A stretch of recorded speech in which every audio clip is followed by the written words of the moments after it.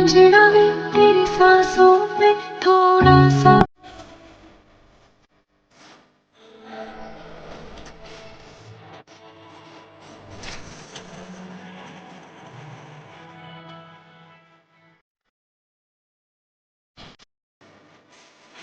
ओ रांझना वे तेरी सांसों में थोड़ा सा वतन का भी।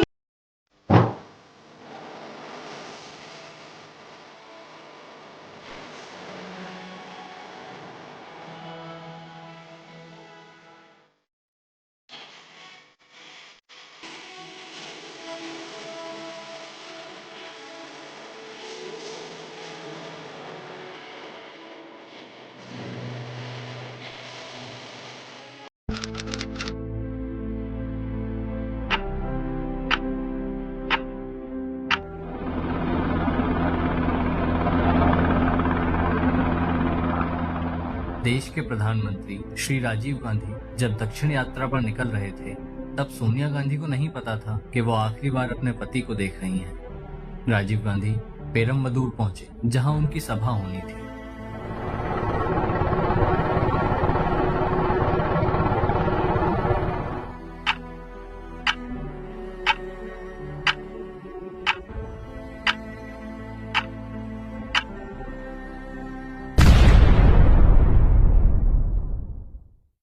नापाक इरादे लेकर आई ये शाम भारत से एक सपना छीन कर ले गई। धुआं छटा तो हर कोई राजीव गांधी को ढूंढ रहा था। राजीव गांधी के सुरक्षाकर्मी प्रदीप गुप्ता थोड़े ही दूर जमीन पर दिखाई दिए। लोग वहां भागकर पहुंचे तो देखा कि उनके पैरों की तरफ राजीव गांधी का सर पड़ा हुआ था। एक अंधेरी रात भारत की रोशनी ले गई। उस दिन हमने क्या खोया? एक ख्वाब जो खुली आंखों से भारत को रोशन करने वाला था। एक नेता जो भारत को तरक्की की राह दिखा रहा था। एक पति जिसने अपनी मोहब्बत की बाहें पसार कर मिट्टी को गले लगा लिया।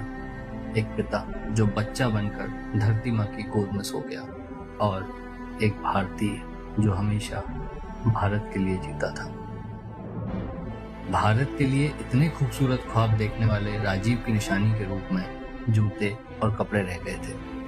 देश में कंप्यूटर क्रांति के जनक, शासन में महिलाओं की भागीदारी सुनिश्चित करने वाले दूरदर्शी तरक्की पसंद नेता श्री राजीव गांधी को सादर नमन।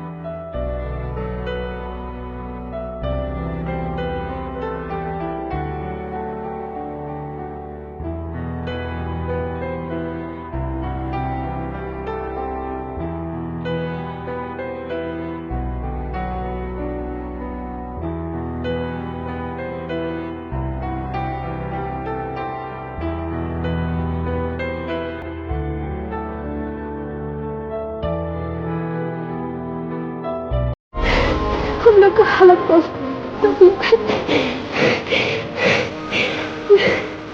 आपको क्या करें तुम्हारे लिए, कैसी मदद करें? आप जो कुछ करता है आप भी करता है जी। हम हिंदुस्तानी मर्द बड़े डबल स्टैंडर्ड्स रखता है इस विषय पर। एक तरफ तो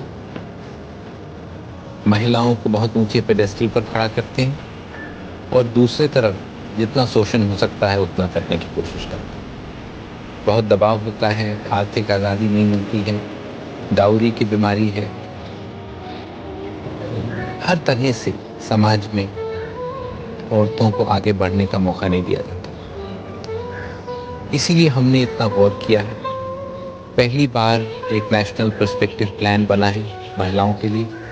हमारी उम्मीद है कि आते हुए सालों में हम औरतों को पूरे तरह से देश बनाने के कार्य में लगा देंगे और इससे देश को एक नई ताकत मिलेगी।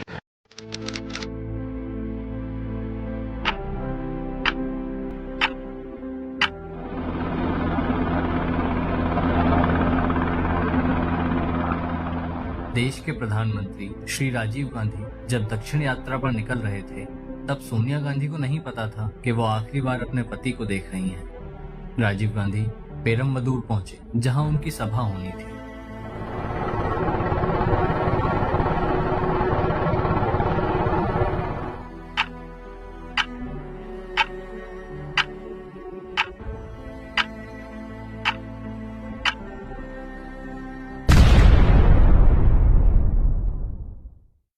नापाक इरादे लेकर आई ये शाम भारत से एक सपना छीन कर ले गई। धुआं छटा तो हर कोई राजीव गांधी को ढूंढ रहा था। राजीव गांधी के सुरक्षा कर्मी प्रदीप गुप्ता थोड़े ही दूर जमीन पर दिखाई दिए।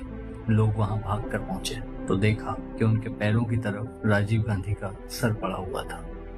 एक अंधेरी रात भारत की रोशनी ले गई। उस दिन हमने क्या खोया? एक ख्वाब जो खुली आंखों से भारत को रोशन करने वाला था।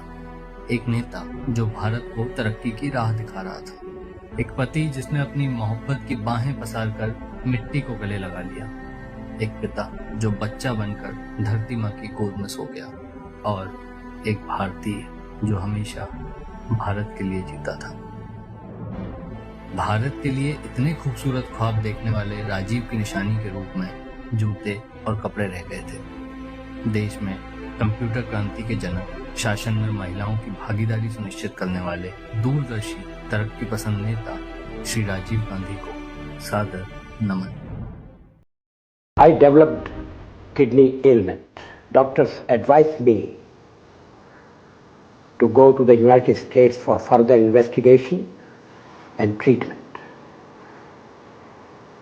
Difficult for me to make financial arrangements. Somehow, Rajiv ji came to know about that. He called me. He decided to include me in the delegation to the United Nations. I became a full-fledged member. All medical expenses were paid by the government. I came back fully recovered. You might not appreciate it, but my great-grandfather spent 15 years in jail building this thing. My grandmother was shot 32 times and my father was blown into bits.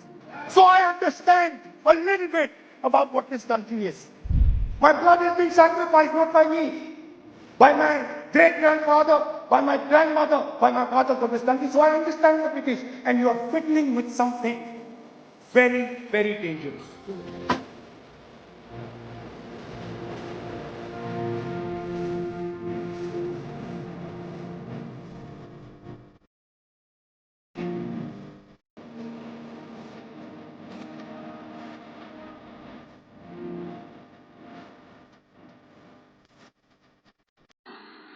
Our leaders in the past 30 years have established firm foundations on which we now have to build. India is an old country, but a young nation. And like the young everywhere, we are impatient. I am young, and I too have a dream. I dream of an India strong, independent, self-reliant, and in the forefront and the front rank of the nations of the world in the service of mankind. I am committed to realizing that dream through dedication, hard work, and the collective determination of our people. I thank you once again for the opportunity of sharing my thoughts with you. Thank you.